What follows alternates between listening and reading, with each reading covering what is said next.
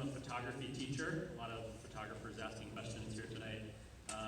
Similar to the first question that was asked, what advice would you give students of photography, high school photography students? We watched the documentary video, the documentary film that Nat Geo did on you, following you around, talk about being a photographer, but I feel like I have this opportunity to ask you, what would you say to them as high school photography students, not necessarily who are interested in becoming a photographer in your role, but as photographers, young photographers?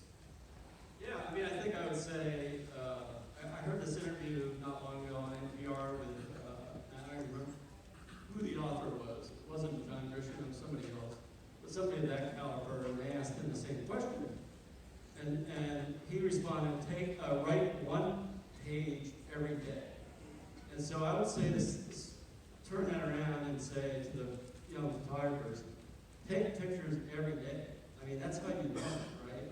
And then when you get to the point where you think you're halfway decent, then get somebody to critique your work and tear you down.